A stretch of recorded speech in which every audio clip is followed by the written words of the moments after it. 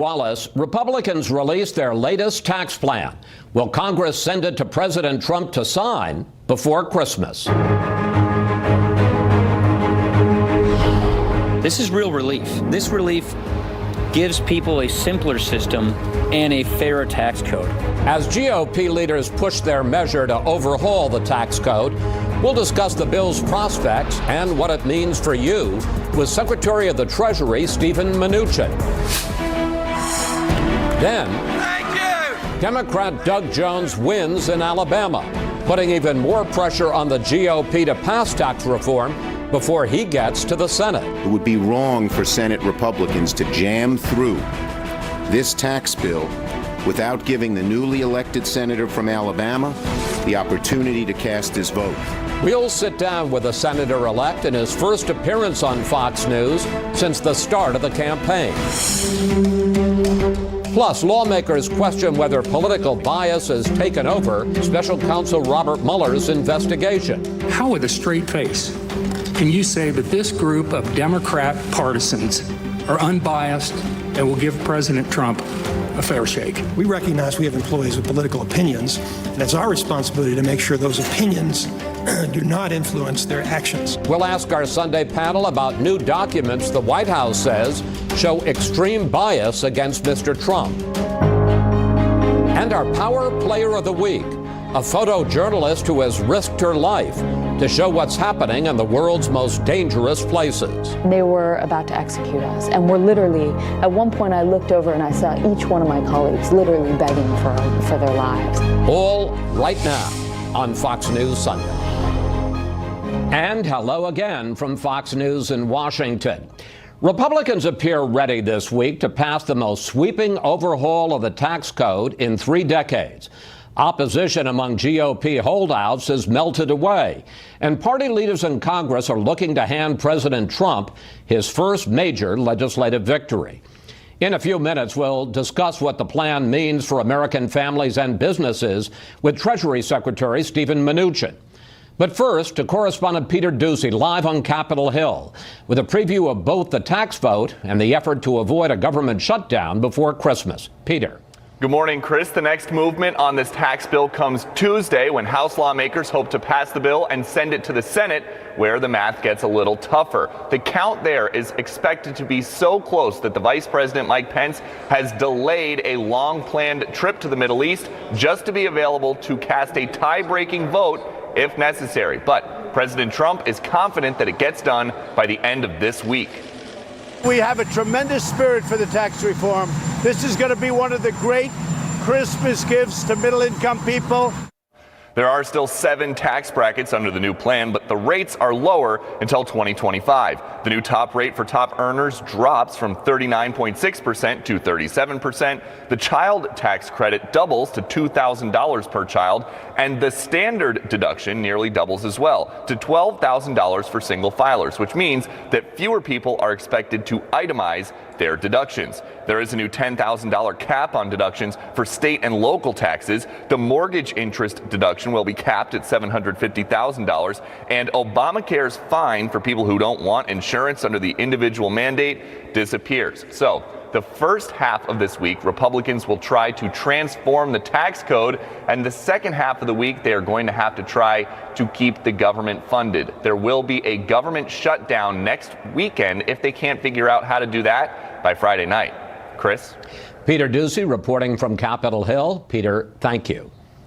Joining me now is the Secretary of the Treasury, Steven Mnuchin. And welcome back to Fox News Sunday. Great to be here with you. Thank you. Can you say flatly that Congress will pass this tax plan this week and send it to the president to sign before Christmas? I can. It's a historic moment, and we're excited to be here.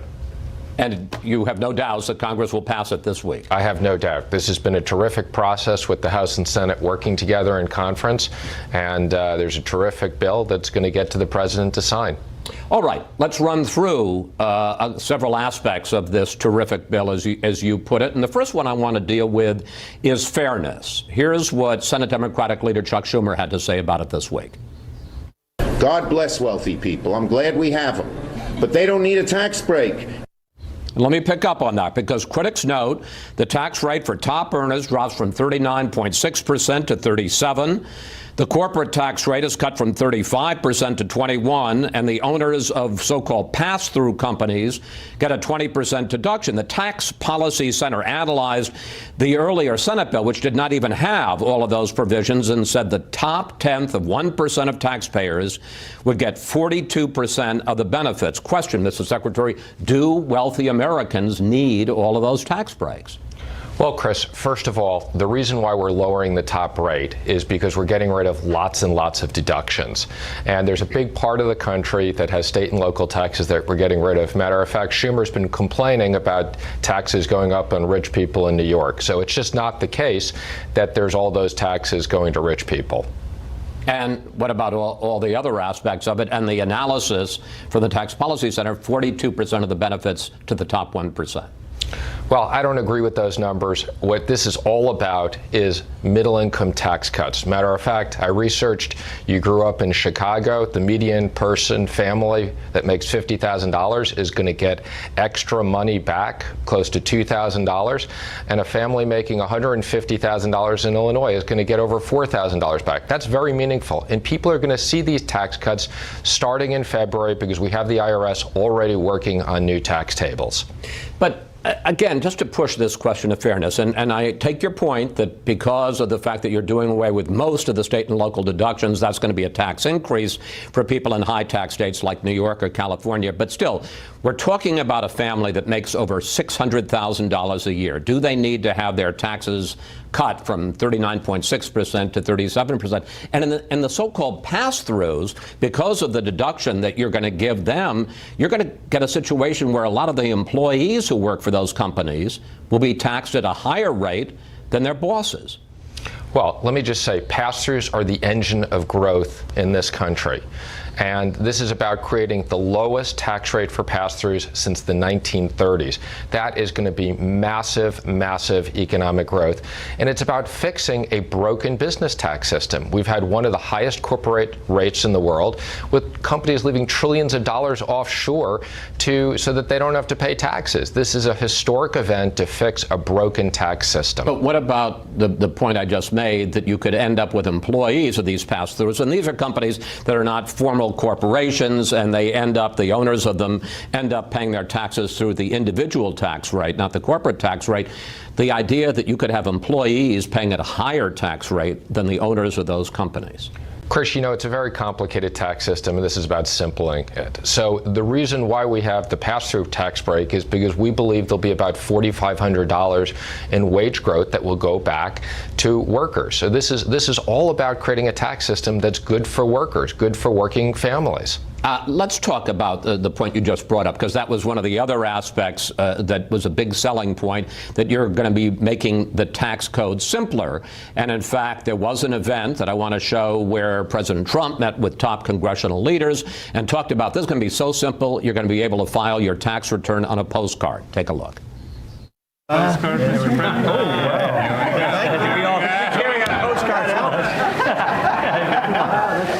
Great job. Thank you very much. I didn't know I was going to be given a prop.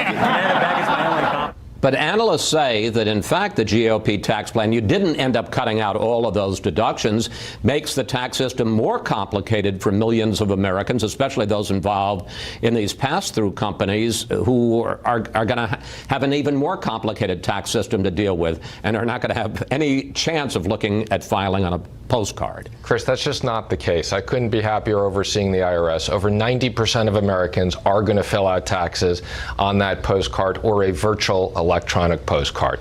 This is about simplifying taxes and simplifying the business system. So there will always be people who complain that are losing tax breaks, but this is about making it simple for the American public. I want to press on that, because that's a new number. I'd heard that originally, but you're still saying over 90% of Americans will be able to file on a postcard. Absolutely. They'll take the standard deduction, and that's what they'll file with. And we're in the process already of designing new forms so that Americans don't have thousands of pages of tax forms.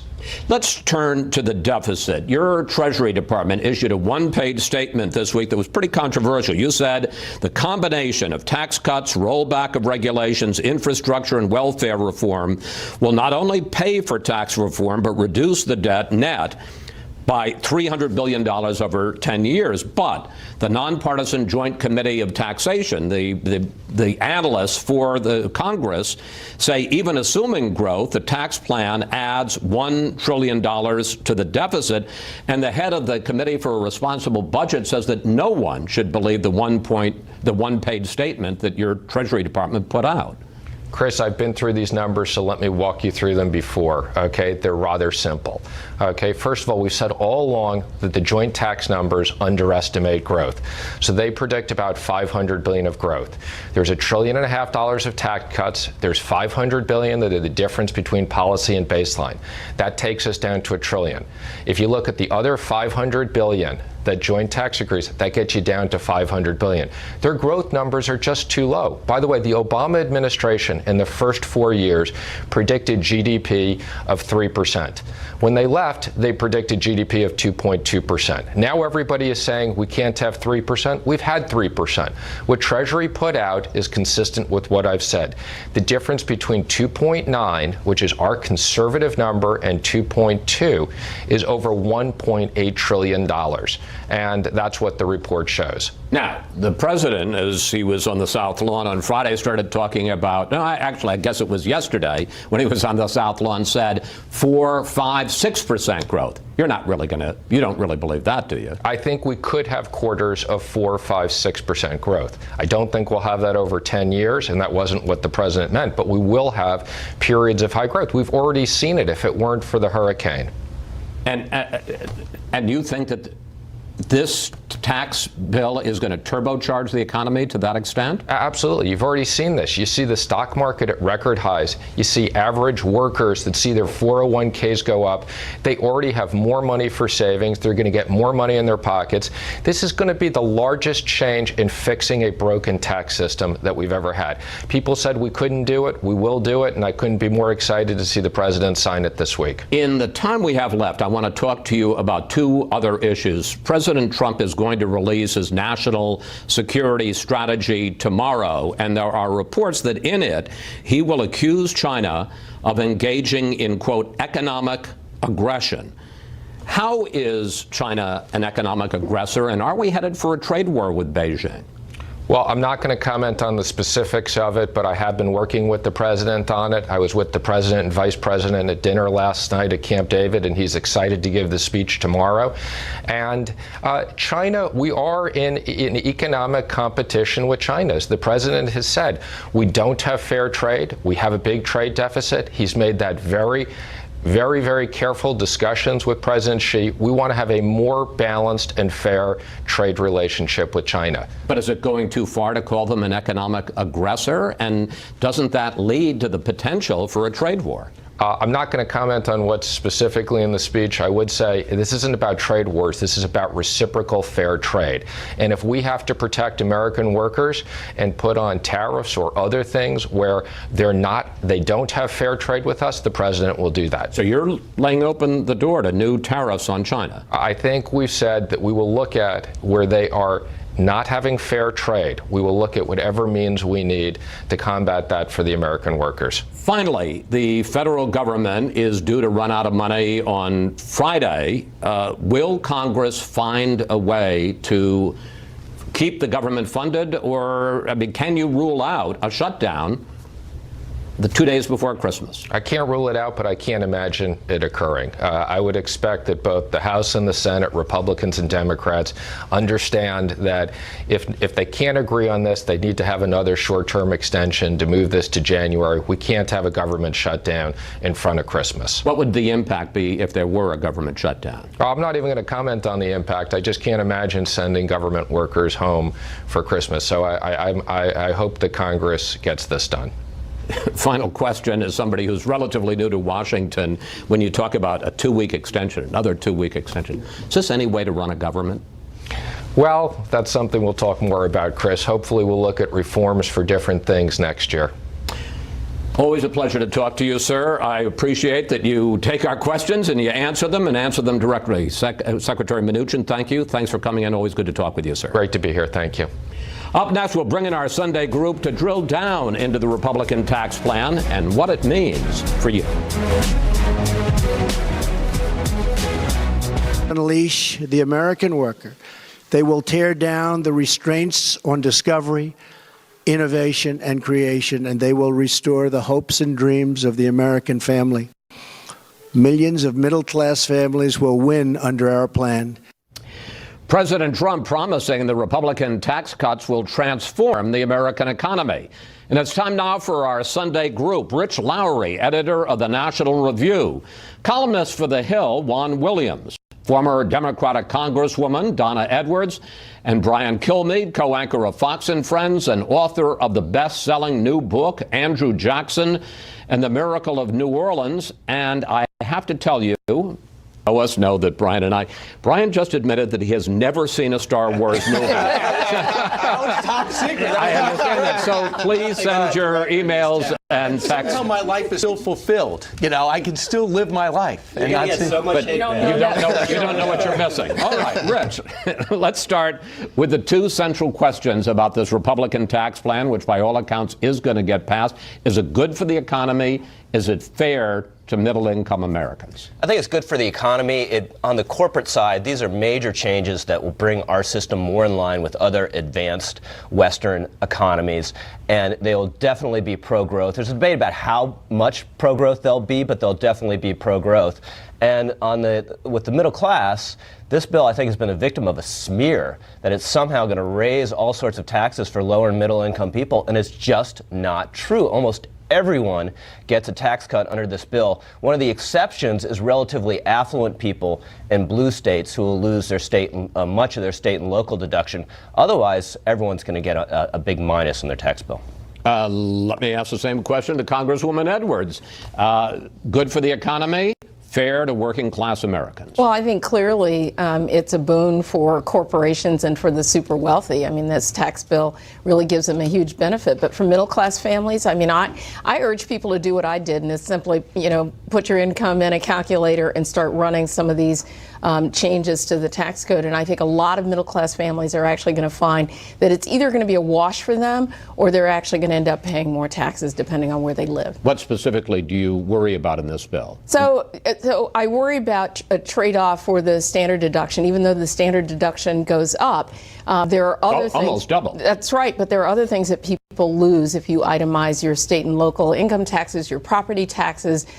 Those things really hurt you. If you're a family that has, where you get the individual mandate now is in place and it's taken away. For many families, that means that their health care premiums are actually going to increase, which then affects their quality of life. And so, this really, I think, it's not a reform of the tax code. And anybody that thinks that they're going to be able to put their taxes on a postcard, I got something else I want to sell you, because that's not true. That's what was promised, and this is not going to be a fair benefit for middle-class families. Brian, I want you to join the debate on the merits, but also let's talk about the politics, because assuming that this does pass, as Secretary Mnuchin said, as everybody is saying, this will be the first big legislative victory for Donald Trump.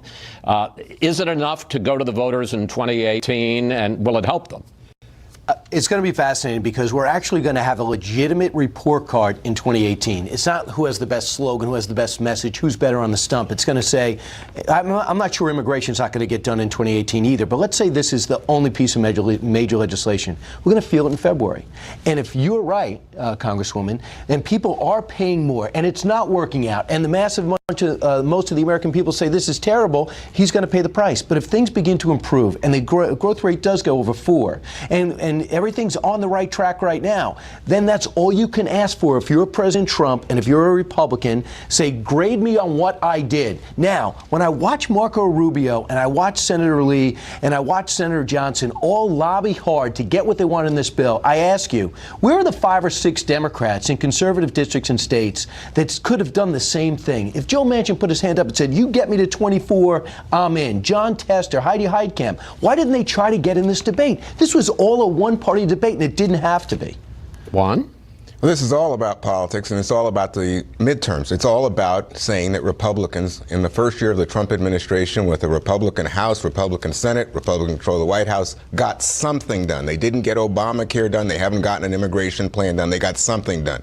So let's look at the polls. Let's get away from all this and say, what do the American people this Sunday morning think about this plan? The majority, not a plurality, a majority, more than 50% say this is a bad plan for themselves and for their families. Mike Bloomberg says this is a $1 trillion blunder. The Joint Center on Taxation, Goldman Sachs, say this is a bad plan for the economy. So this is not a political judgment. These are people, Goldman Sachs is in the money-making business, and they don't see this as good for them or for America. Instead, I think what you have is Republican donors, the donor class, saying, yeah, this is what we want from Republicans. We want tax cuts. Well, and they're delivering on the tax cuts. But it's not as though Republicans just came up with this idea of corporate tax reform out of the blue yesterday because they needed to pass something. President Barack Obama talked about the importance of corporate tax reform. Bill Clinton talked about the importance of corporate tax reform because our system was out of whack with the rest of the world and was hurting us. But I think that if you talk about tax reform, Rich, you've got to keep in mind that the actual rate that these corporations was paying is much lower because of deductions and the like. It's such a complicated system, and that makes no sense. That's why you want to lower the actual rate and knock out some of those special interest provisions. And yeah, but this is not. Wait, this is actually. Let's be clear. This is not a tax reform package. It doesn't reform the tax code. What it does is it continues many of those special interest breaks. It gives additional special interest treatment to certain kinds of corporations and income, pass-through income being one of those things. And on top of that, it adds $1 trillion to the deficit, and that by the Joint Center on Taxation. Let me bring in the point to both you, Congresswoman Edwards, and to you, Juan, as critics of this plan.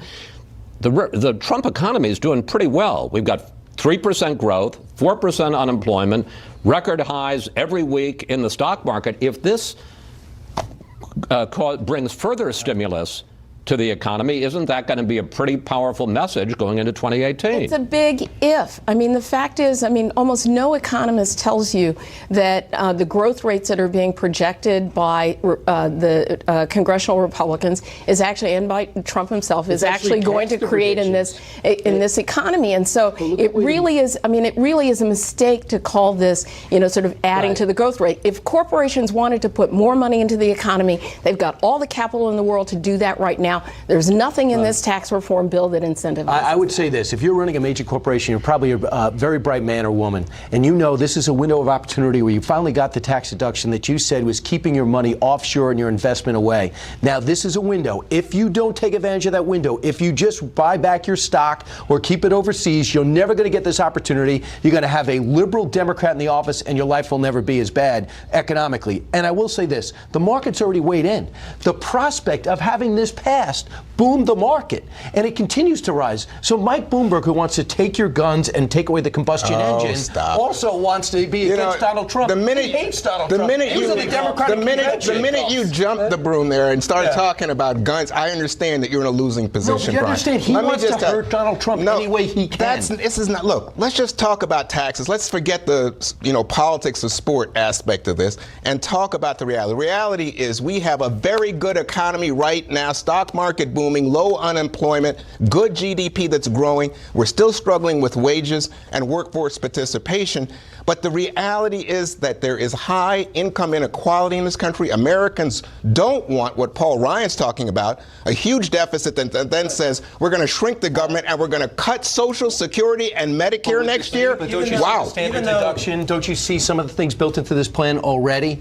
That's going to help the working class and help. Where? What helps the working class? Standard Gentlemen, higher growth helps the working class. Take it outside. Oh my gosh. We got another segment, and we'll have you back later in the show. Thank you. Up next, Senator-elect Doug Jones. We don't want to miss him. His first appearance on Fox News since the start of the campaign on what he wants to do in Congress after his upset victory in Alabama. That was great. Doug Jones pulled off a stunning upset this week, becoming the first Democrat elected to the Senate in deep red Alabama since 1992. While his opponent, Judge Roy Moore, vows to fight on, President Trump called Doug Jones to congratulate him. The senator-elect joins us now live. Mr. Jones, congratulations and welcome to Fox News Sunday. Thanks, Chris. I appreciate the opportunity. Let's start with what you see as your role in the Senate starting early next year. Here's what you said on election night. We've tried to make sure that this campaign was about finding common ground and reaching across and actually getting things done for the people. Given the fact that Republicans control the House and the Senate and the White House, where do you see an opportunity to find common ground and work with President Trump? Well, you know, Chris, I think there's an opportunity at every turn. It doesn't matter what the issue is. There's always the opportunity to find common ground. You know, and I hope to have that voice. I said on election night that I hope this is a message not to just Republicans, that we've got a Democrat who's willing to reach across the aisle. I hope it's a message to Democrats to try to find that common ground. You know, it's one of those things where you've got to reach across, you've got to try, but it's a two-way street. I mean, people have got to respond backwards, and that's why I'm hoping that we'll be able to do that with this new voice and a new, I think, sense of enthusiasm coming out of the state of Alabama. Well, let's talk some specifics. It looks like the Senate and Congress is going to pass the tax bill before you get to town. But if you were here this week, if you had a chance, would you vote for this bill or against it? Well, I got to be honest with you, Chris, that's a 500-page bill that just landed on people's desks just the other day. So I haven't had a real chance to look at that and study it, as has a lot of people have not, which is one of my biggest concerns about the way things are going up there right now. This seems to be done, plopped into a vote too quickly. There's obviously what I'm seeing and hearing and just reading about. There's things I like about it. Cutting corporate tax rates, cutting some things for the middle class, and increasing the standard deduction. But my biggest concern is at the process, and also the fact that it's going to increase the deficit by over $1 trillion. That causes me great concern, and I'm just very surprised that that's going to go. I don't buy into the fact that it's going to grow the economy such that that $1 trillion debt will get wiped out. I think that's a major problem. So we'll wait and see how it goes. We're going to start looking at it just in case I'm up there ahead of time. But it's a complicated bill. This is not the simplification process that we were all told about early on. 500 pages is a pretty complicated bill. Well, let's talk about another one, and this is one that you may get a chance to vote on, immigration.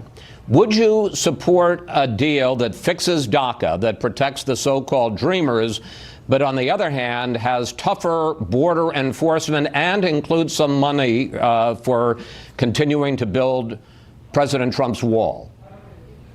Well, I'd have to look. I have said before that I oppose the building of a wall. I think that's an expense that the taxpayers just don't have to incur, because I do think you can increase border security without having to go to the incredible expense of building that wall, at least the figures that I've seen. I do support the DACA program and would love to see that extended. I hope there can be some bipartisan efforts reached to do that. Immigration has been one of the toughest political footballs going on up there right now, and we've had bills in the past that just fell by the wayside because of politics. If there's comprehensive immigration, I think it's going to be very complicated, but it's something that I would love to look at. I know it's been important to my state, although I'm not as sure it's as important as health care and some other things right now. But I mean, this is a good kind of case study, and we're talking theoretically, because obviously there's not a specific piece of legislation. Exactly. There are things you want. You want the DACA fix.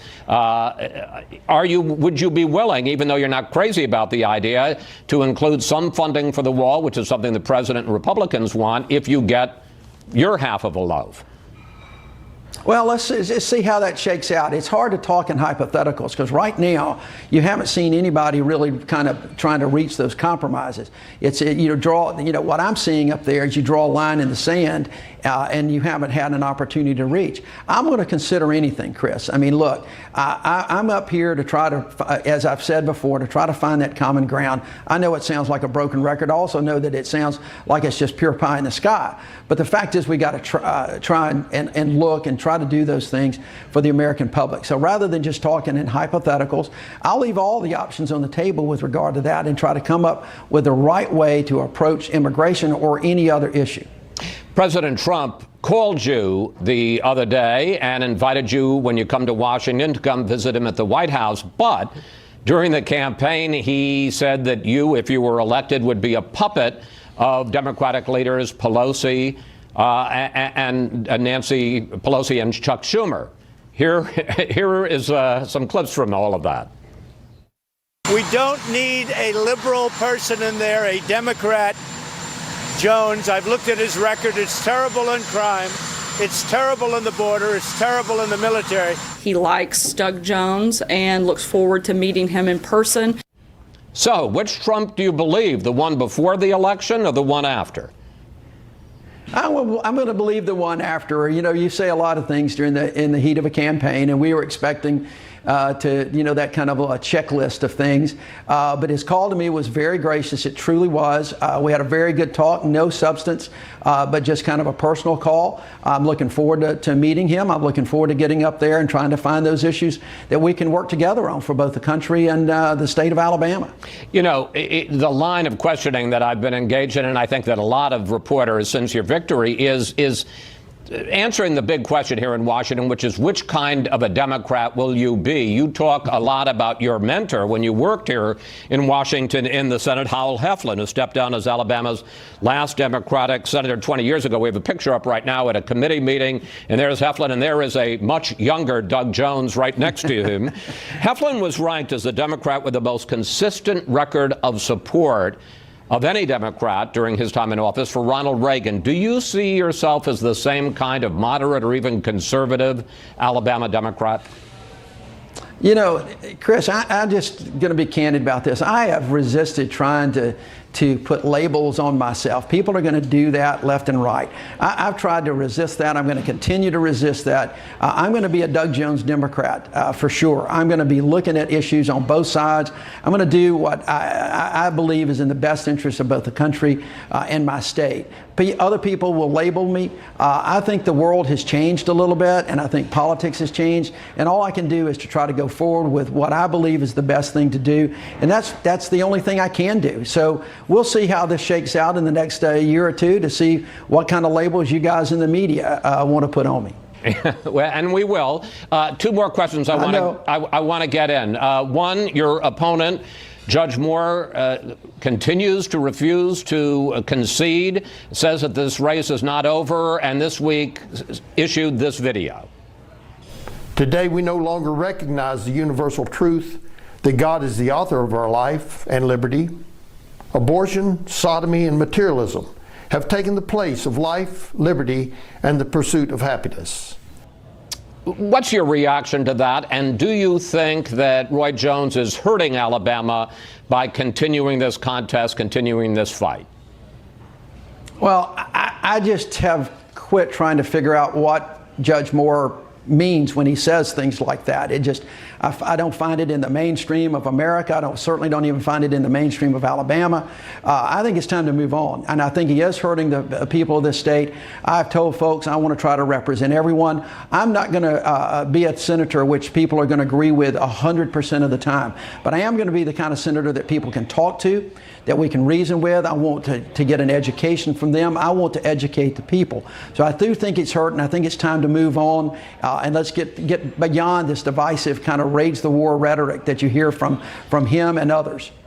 Final question. You're not up for re-election until 2020, but I want to ask you about the 2018 midterms, because some folks say that your victory, as well as the victory of the Democrat in the governor's race in Virginia, put out a kind of blueprint, a game plan for how Democrats should proceed in 2018. I want to put up some numbers on your victory. You won the black vote 93% to 6, the younger vote 62% to 36, women 55% to 43, and independents 55 to 42. Question: how do other Democrats energize those pillars of the traditional party base for the 2018 midterms?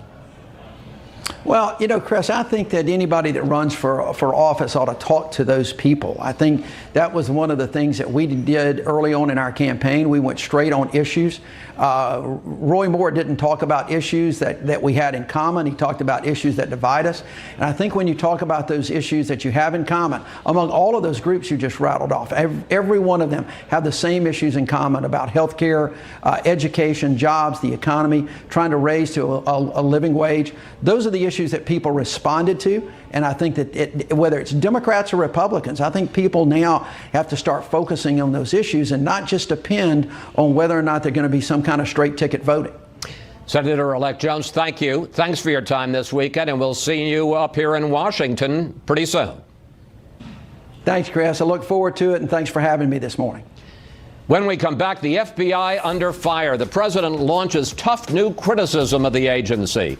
Plus, what would you like to ask the panel about allegations of political bias in the FBI? Just go to Facebook or Twitter at Fox News Sunday, and we may use your question on the air.